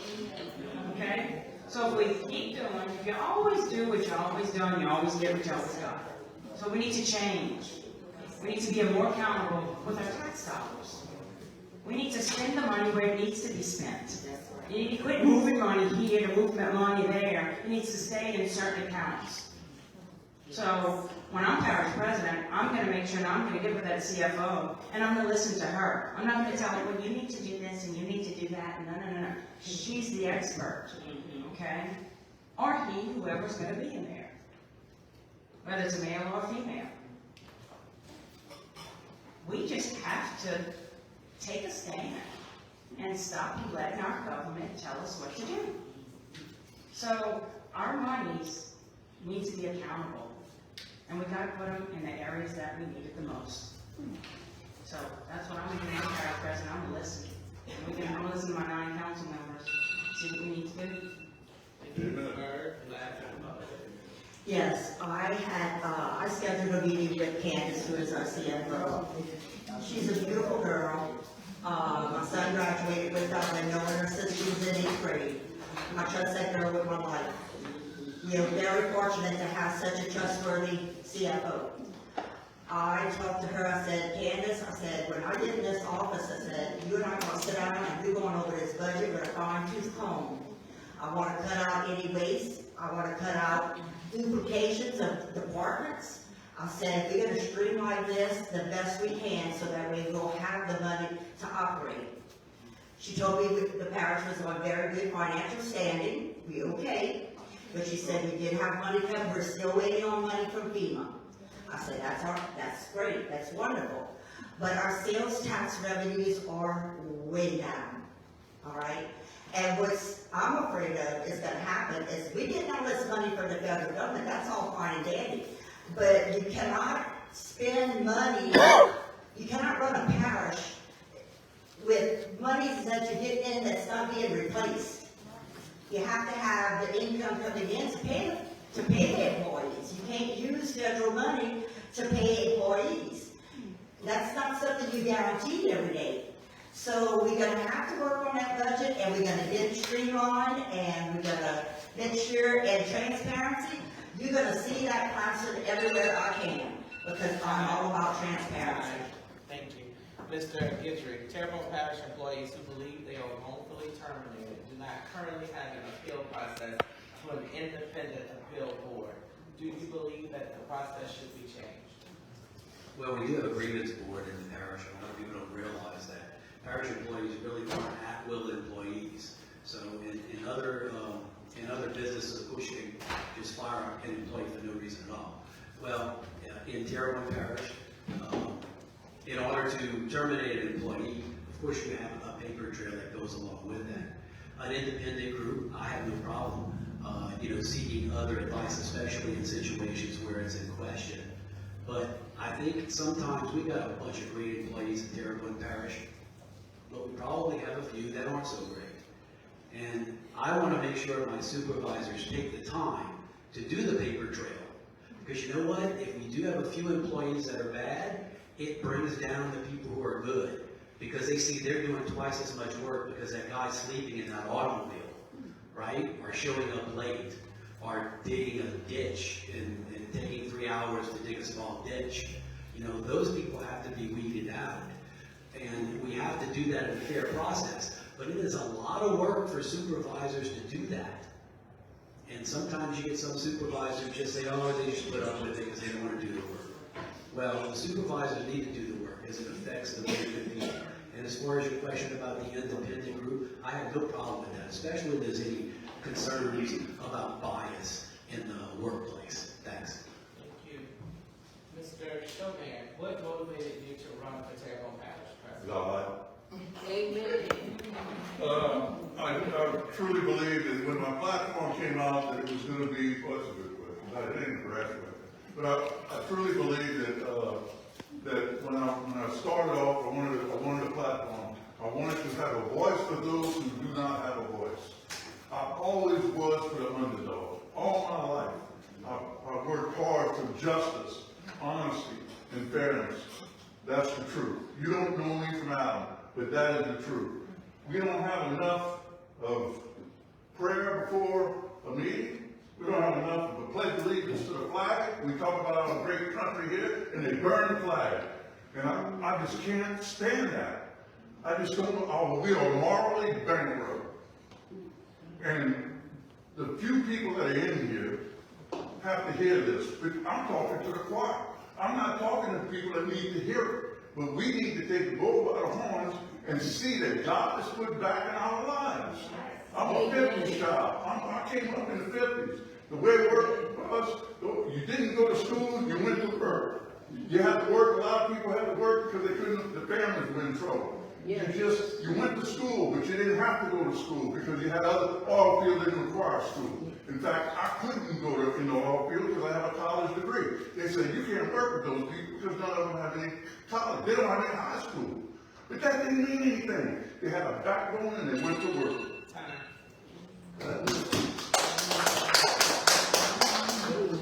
Ms. Bird, should Terrebonne Parish Recreation Districts be consolidated?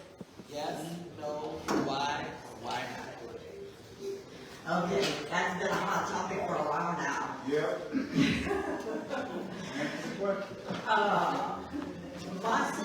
What I've gathered from it, I was back in the recreation district back in the 80s, okay? That's back in the Tom Detweiler days and the Pat Patterson days, and those, both my kids played sports in Terrebonne Parish. I coached both my kids in Terrebonne Parish. They played softball and baseball, so I never had to worry about a gym. So I hear that the gyms are a hot topic nowadays. Every district has their own gym and recreation department. From what I've gathered is certain recreation districts have consolidated and are investing in this huge sports park, which I think is wonderful. Like I was telling you earlier, there's a small town called Youngsville that has a sports complex that is out of this world. And there's no reason why Terrebonne Parish should have invested in that a long time ago. So I'm hoping that our new sports complex will be just as nice, if not better, than the one in Youngsville, so we can set the standard. But also the gyms, the people down the line want to stay down the line. They want to stay in their recreation districts. So I don't see a reason to force them to have to come to Houma to be on in the sports park here in Houma. Oh well, I'm sorry. So just to the audience, if we could just keep it down, so we respect each other. Last and final question before we do closing remarks to Mr. Jason Bashaw. What do you think is the biggest challenge facing Terrebonne Parish? And there's so many. It's, when I look at the fact that I talked about earlier about us being so low in poverty, you know, we're a blue collar community. We fight government and oil and gas and fisheries, and government just continues to get in the way. So our biggest obstacle and challenge I find is government. Things being done inefficiently, things not being done with common sense. I hear about experience, I hear about all this stuff, and I go, it's time to do stuff different. It's time to take common sense, moral values, all the things that have made us successful, and bring that back to government. Government can be run more like a business. Running government and government businesses are different. But there are definitely things that you can do, and I've done in the business world, and I've helped businesses do, that can be put in place day one, setting our employees to be successful, and then hold them accountable. And so our challenge is to make sure that we have a voice, make sure our voice is heard, and that everybody knows the struggles that we're dealing with every day. Here 2 years after a storm, when people aren't in their homes, where the economies that we've been dealing with and industries we've been dealing with are dying, you know, that we need to revitalize those. We need to inject new blood, new ideas, fresh ideas, and try some things differently. And that's what we're going to accomplish with me being your next parish president, is to fight our challenges, make the hard decisions, and do what's best for our community in every decision that I make. All right, each one of you have 2 minutes to close, to give us closing remarks. We are going to start again in the middle this time. Mr. Gidrick, come this way and then close out. Give the timekeeper a second.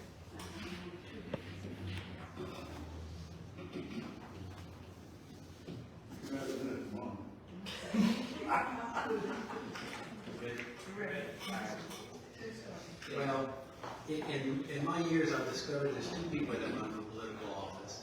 There's the people who run to rule, and there's ones that run to serve. The ones that run to rule, they want to be in charge. They want to control this. You need a permit, you have to come to me. And then the ones that want to serve say, how can I help you? I always vowed to be the latter, to be the person who serves. That's why I listen to the people, and I represent you. You asked about Dumas Auditorium turning into a community center. If that's what the community wants, who am I to say that the community can't get it? Because I represent you. So ultimately, it's not me to make that decision. It's the community to make that decision.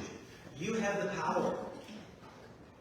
But I have to let you have the power. I have to work with you.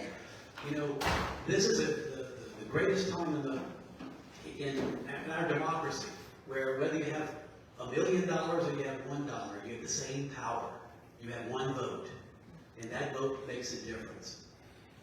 And I am telling you that I appreciate your power. And after Darren Gidrick gets elected parish president, I'm not going to take that power away from you. That's why I want to be accessible. I want you to be able to talk to me. If something is not happening in parish government, you need to have a place you can go. I'm going to communicate with you. I'm going to let you know everything that's going on in the parish. I'm going to let you know as we're doing it. You mentioned one of the mentors in politics. Well, Ronald Reagan was one of mine. Why? Because he was known as the great communicator. He talked directly to the people. He didn't fight in Congress. He went to the people. I want to let you know what's going on in government all the time, so you can be empowered. The biggest way to cut people's power is to cut their communications and not let them know anything. That happens in government. We find out things as council members 2 weeks, sometimes 2 days, sometimes 2 hours before we get to a meeting, we find out things. I'm going to change that.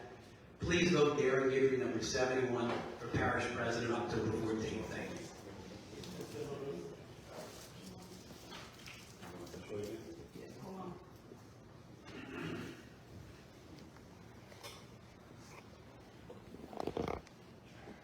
I started this campaign off building on trust, relationships, honesty, and character.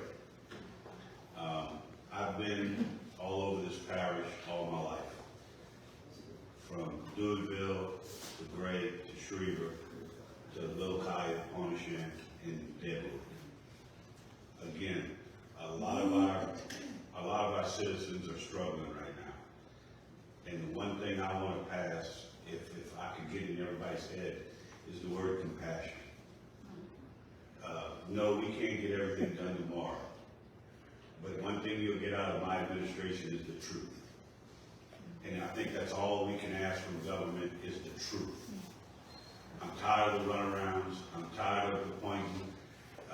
We had a parish president back in our days. If he told you yes, you could take it to the bank. If he told you no, he had a reason, and you just hope you got more yeses than no's.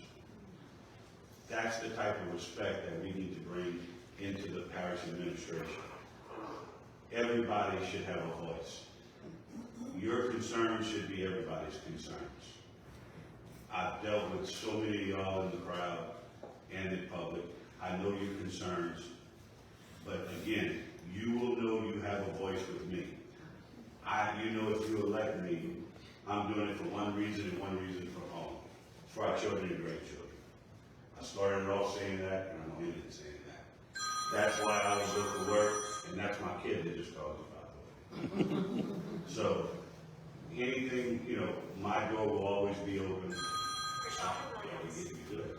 So, again, my name is Michael Paul Larissa. I'm running for parish president, and I want to represent everyone, not just a handful. Thank you. Mrs. DeBlanc. I have listened to all of you for over 20 years, and I hear you, and I know what to do. My years of experience means I can start day one after this election. No training necessary. I've been a council person, I know the legislative end, and I know the administrative end. I know what you do when you're a parish president. You work with 9 other council members, listen to their priorities and their districts, and work with them. Not find 5 of them so you can have a solid vote so you can pass anything you want, and control the budget. It's about working together, all 9 council members with the parish president, and putting those villages and taxes that come in and give service back. That's something that's forgotten. It's the taxpayers' money, and that's what I want to do when I'm parish president. The voters deserve and experience honest, energetic voice from the council. As your parish president, that means preparing for our future instead of just doing what we always done. We need to change Terrebonne, and we need to change it together. Government was created to serve the people, for the people, to serve it. It's time to get that back. And I have a special quote that I think we all can relate to. We the people, we tell government what to do. Government doesn't tell us what to do. We the people, the drivers. The government is the car. We tell that car where to go, what route, and how fast to go. Our Constitution protects us. We the people, we're free. Thank you. Ms. Sept. So as far back as 12 years old, I can think of my service. My service began in the church. So I was elected the secretary of Sunday school. Somebody told me earlier, they said, I'm surprised that they really trusted the 12-year-old to count money. They did, with some oversight, of course. So all I know is to serve. Service is all I've ever done. I enjoy doing service. Part of my professional background, I've started some nonprofits, do leadership development. But my reasoning for coming back and returning to Terrebonne Parish is for such a day as this, to come back and serve our community and do something we've never done before. Don't be afraid of what you've never seen. We need a new style of leadership and a new style of government that includes innovation, fresh ideas, and also a more inclusive government when it comes to getting the voices of people. And I don't just say that loosely, I do mean that. So when I'm out campaigning, I'm getting you guys ideas and finding out what's going on, because it's not my concept, again, what I think that's needed in the parish, is what you guys think that you need. This is a government for the people, not a government for Rhonda Smith. There's a couple things we didn't get a chance to touch on tonight because the question wasn't asked. You know, we have a fentanyl epidemic here. So behavior health and addiction services at the top of our list. Because again, we need people to be able to thrive. All these other things that we talked about yesterday, in comparison to what's going to happen if our people start to suffer from drug addiction and not untreated behavior health. So we have to make sure that our people are strengthened first, and then we're going to strengthen our government. I do believe strongly in collaborations. I don't believe that whole fallacy, one man is the island, no man is the island. So we also have to work together. So I would love to see nonprofits started, and I would like to see people involved in government. And again, as much as I'm out now canvassing, I will continue because it doesn't just stop there. I want to make sure your voices are heard. Mr. Ashram. I want to start off by thanking everybody for making time for this tonight. I think time is our most valuable resource, and I thank you for giving us some of yours. This is our third forum. I hope that you go back and watch the other ones that we had before and understand and be informed. You look at historical turnout on an election like we're about to have is 45%. That means less than 25,000 people are going to determine the future of our parish. So thank you for spending your time here today and get informed so that you can make an informed decision. So spread the word, everybody go vote. I had a call in the run. I put it in the Lord's hands. I pray to Him every day for strength and guidance to make sure that I'm doing His plan and His path.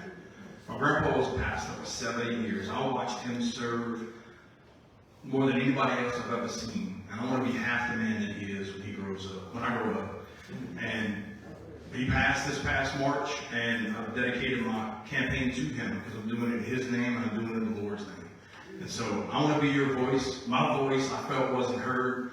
The more I tried to help government, the more I tried to help our region, I felt like I got pushed back and stopped. And you don't know how it works, and you can't do this and you can't do that. And I'm the kind of guy that does things that people say can't be done. And so every time I hear that it can't be done, I make sure I get it done to the best of my ability. I want to get the right people in the room. I want to have conversations, and I want to fix issues. And I want to be your voice, and I want to represent you, and I want to come into the communities and understand the issues that you need and bring the resources to the communities, because the communities make up the whole. And I want to do what's best for Terrebonne Parish and every decision that I make. And I thank you for your time. Vote for Jason.com, number 64 in the ballot, the number 1 in your heart.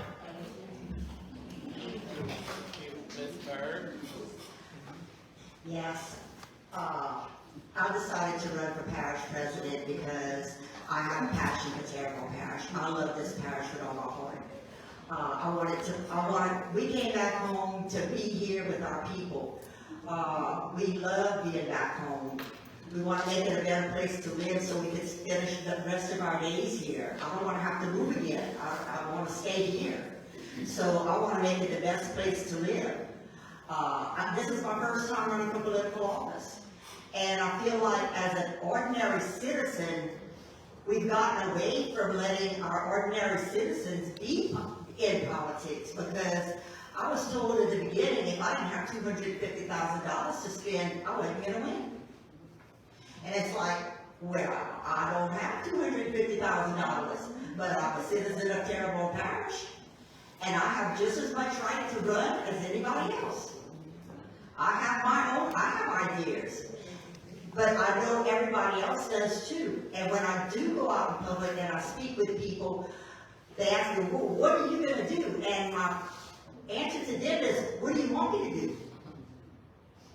And they're shocked. They look at me, what? It's like, yeah, what do you want me to do for you? It's all about the people who live here and what's needed in this town to make us productive and a good place to live. I'm not accepting any campaign contributions. I'm funding my entire campaign all by myself. It comes out my checkbook. So if you don't hear my name at the football game, or you don't hear my name on the telephone, it's because I can't afford it. It's just that simple. But I want to serve this parish, and I want to make this parish a great place to live. And I have all the time in the world. My husband and I are both retired. We have no other businesses. We have no other companies. Time. Thank you. Connie Bird, number 65. Mr. Chauvin. Well, I'm not going to thank y'all for coming in. It's your duty and responsibility to be here, whether you know it or not. If you want change, you got to do it. You're going to be here. There's 7 politicians up here, including me. I never ran before in my life either. I'm 73 years old. I ran away from politicians while I was working. Now I'm running with them. So there's 7 people here. And the measure of a man, when the lights are turned out, and only one wins, what are we going to do when this is over? Only one's going to win. Are we going to come up with the same rhetoric? I belong to this council, I belong to that council, I belong here, I belong there. Or are we going to do something? Do something positive for the parish. Even if you're not an elected official, You have more power than you think. You have a mouth. You know what mouths can do? Do what I'm doing right now. You can run it. God gives it to you free. You don't pay for it at all. My dad wrote a song. He was a musician, a jazz musician. And the song was named Talk is Cheap and the Birds Are Easy to Come By. And that's all I've heard with all politicians everywhere, all over the place. I've been to all these forums and you hear the same thing. That's got the grass. We don't talk about the old lady that doesn't have enough money to buy medication. Let's cut the grass. We don't hear about the poor lady that a roof fell off. Let's cut the grass. I'm so sick of hearing the grass. I'm sick of it. There's so many other things that need to be done. Can't pay for my medication. I don't have enough money to buy food this year. I mean, and then this week, I was told that in one of the senior citizens places, that money was taken from them by this current administration and taken away from for political reasons, purely political reasons, taken away from them. I don't know. Vote for me, maybe, I guess. Thank you all for coming out tonight and for spending some time with the North Terrebonne community. Thank you to Mr. Thibodeau and his PAC for putting this on. September 30th starts early voting. October 14th is election day. So you don't just have one day to do it. You have from September 30th, 1 week. So you have actually 8 days to make a difference in this parish. So let your voices be heard. We thank all of you. Have a safe trip.